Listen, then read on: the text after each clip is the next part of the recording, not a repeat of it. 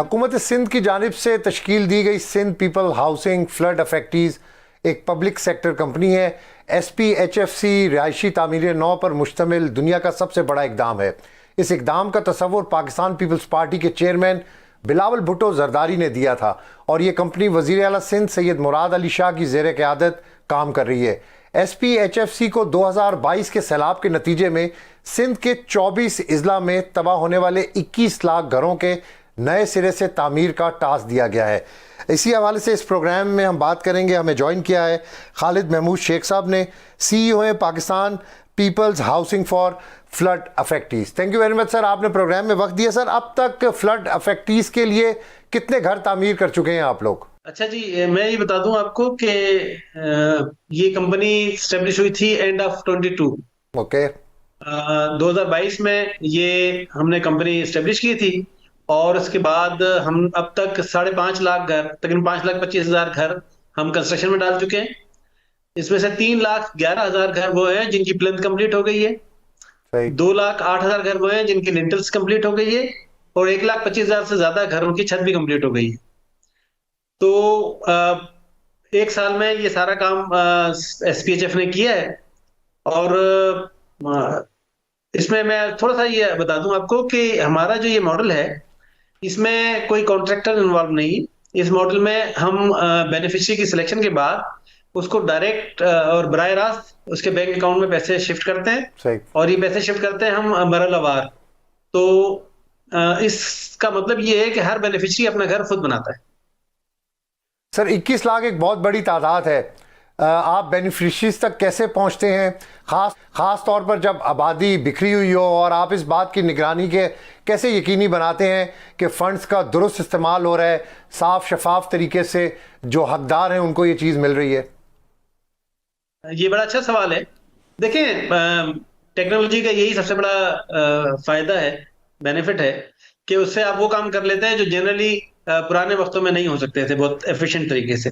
हमने जब ये प्रोजेक्ट शुरू किया तो हमने टेक्नोलॉजी का बेबहा इस्तेमाल किया और इसमें हमने ये किया कि हमने एक MIS ऐप बनाई।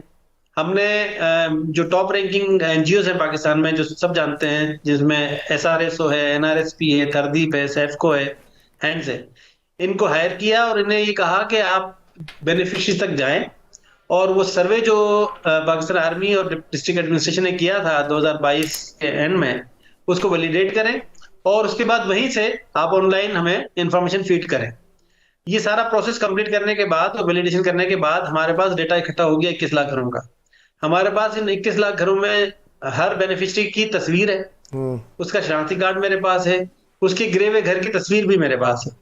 उसके बाद हमने बैंकों के साथ एग्रीमेंट किया और स्टेट बैंक के ताउन से हमने तमाम बैंकों को एंगेज किया और हमने 7.5 लाख अकाउंट अब तक हम खोल चुके हैं। जैसे ही हम अकाउंट उनके सेंट्रलाइज खोलते हैं तो यहाँ से हम नेशनल बैंक के जरिए उन्हें पेमेंट भेज देते हैं। पहली किस्त 75,000 रुपए की। सही। वो जैसे ही पहली किस्त हमें मिलती है तो उनको स्वीट मैसेज मिलता है बैंक की तरफ से कि जी आपका अकाउंट भी खुल गया है और आपके अकाउंट में पैसे भी जमा हो गए। इस मैसेज के बाद बेनिफिशियरी जो है वो जाता है बैंक में, 75,000 रुपए वो अपना बायोमेट्रिक कराता है, 75,000 रुपए वहां से विड्रॉ करता है और अपना पहला प्रोसेस यानी प्लिंथ की कंप्लीशन वो शुरू कर देता है। प्लिंथ जैसे ही वो बनाता है तो हमारी जो NGOs की टीमें हैं, इंजीनियर और सोशल मोबिलाइजर, वहां मौजूद होते हैं। वो उसकी चेक करते हैं स्ट्रेंथ और ये सारे रिकंस्ट्रक्शन गाइडलाइंस और वहीं से खड़े खड़े हमें मोबाइल ऐप पर वो भेज देते हैं। जैसे ही हमारे पास वो डेटा आता है तो हम अगली किस्त को ऑनलाइन भेज देते हैं। ये प्रोसेस 3 से 4 किस्तों में मुकम्मल होता है और वो इसमें कोई, आप इस प्रोसेस को अगर आप देखें तो इस प्रोसेस में ना कोई अप्रूवल है, ना कोई इंटरमीडियरी है, ना कोई कॉन्ट्रैक्टर है। सर, सिर्फ नेशनल बैंक ही है या प्राइवेट बैंक्स भी हैं? और बेनिफिशरीज को बैंक अकाउंट्स के जरिए जो फंड्स की बराह रास्त ट्रांसफ़र है, ये एक बड़ा मुनफरिद तरीका है। आपके ख्याल में इससे बेनिफिशरीज को किस तरह बाइख्तियार बनाया जाता है? हाँ, इसमें 2 बातें हैं। इसमें तमाम बैंक इन्वॉल्व हैं। इसमें सिंध बैंक भी है, इसमें लाइट बैंक भी है, बैंक इस्लामी भी है, UBL भी है, नेशनल बैंक भी है। तमाम बैंक्स हैं जो हमारे बेनिफिशियरीज के अकाउंट्स खोल रहे हैं, which is very very good thing. देखिए, हमें ये ख्याल क्यों आया कि हम उनके बैंक अकाउंट्स खुलवाएंगे? ये बहुत मुश्किल फैसला था और ये इसमें काफी मतलब एफर्ट भी इन्वॉल्व है। बिस्प में या दूसरे प्रोजेक्ट्स में जब आप देखते हैं तो उसमें ये देखते हैं आप कि लाइन लगाकर लोगों को जो है वो पैसे डिस्ट्रीब्यूट किए जाते हैं, जिसमें थोड़ा सा इनएफिशिएंसी इस तरह होती है कि उसमें शिकायतें काफी पैदा होती हैं। तो हमने ये सोचा कि प्रोजेक्ट इस तरह स्ट्रक्चर करें कि इसमें शिकायत का पहलू ना रहे। तो जब वो बंदा या बेनिफिशियरी अपने बैंक में अकाउंट में जाता है, बैंक में जाता है, वहां बैंक अकाउंट खोलता है, अपने पैसे विड्रॉ करता है, तो वो इंडिपेंडेंट है, उसका कोई इंटरमीडियरी नहीं है। तो दो बातें इस प्रोजेक्ट की बड़ी इंपॉर्टेंट है। पहली बात तो ये है कि फाइनेंशियल इंक्लूजन हुआ है, इनका कभी भी बैंक अकाउंट नहीं था। सही। इन लोगों को नहीं पता था कि बैंक के अंदर क्या होता है? क्या प्रोसेस होता है। अब ये एक 8 लाख का तो 7.5 लाख का तो मैंने बताया कि बैंक अकाउंट हम खोल चुके हैं, और 21 लाख तक का खोलेंगे। ये वो फाइनेंशियल लिटरेसी और फाइनेंशियल इंक्लूजन का इकदाम है जिस पर कोई पैसे खर्च नहीं हुए हमारे। लेकिन ये है कि इससे एक बहुत बड़ी आबादी जो है, जो कि पुअर थी लेकिन वो फाइनेंशियल डिसिप्लिन में चली गई। सर मेरी जो इन्फॉर्मेशन है उसके मुताबिक ये प्रोजेक्ट जो है वो टेक्निकल सपोर्ट पर बहुत ज़्यादा डिपेंड करता है। आपको क्या लगता है कि इस टेक्नोलॉजी ने बेनिफिशरीज तक पहुंचने या पेशरफ्त की निगरानी में मदद की है? और क्या आप इस टेक्निकल सपोर्ट ने आप और बेनिफिशरीज के दरमियान जो एक गैप था उसको पुर करने में भी मदद की है इस सिस्टम ने? अब्बास साहब, ये मैंने बहुत इंटरव्यू दिए हैं। ये पहला सवाल आपने पूछा है जो बड़ा इंटरेस्टिंग है, जिसका मैं बड़ा जवाब देने की कोशिश करता हूँ।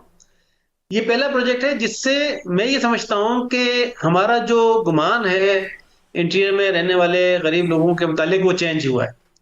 आप यकीन करें कि अभी कहीं किसी गांव में अगर किस्त नहीं जारी होती है तो वो मोबाइल उठाता है, वीडियो बनाता है और हमें भेज देता है। सही। मैंने अपने सारे अकाउंट्स पब्लिक किए हुए हैं, मेरा फेसबुक, मेरा ट्विटर अकाउंट पब्लिक है। तो ओके। लोग जो है वो डायरेक्ट उसमें मैं एक दो दफा मैं लाइव भी गया हूँ फेसबुक पर कि आप अपने मसाइल बताएं, और हमारे ख्वाहिश ये है कि हम हर महीने लाइव आए ताकि लोग जो है, और हम ही ना लाइव आए बल्कि सीएम साहब ने ये इस ख्वाहिश का इजहार किया है कि वो भी इस पर महीने में एक दफा लाइव आएंगे ताकि वो सवालों के जवाब दे सकें, और आप जो भी उनसे सवाल पूछें आप वो उसका जवाब दें।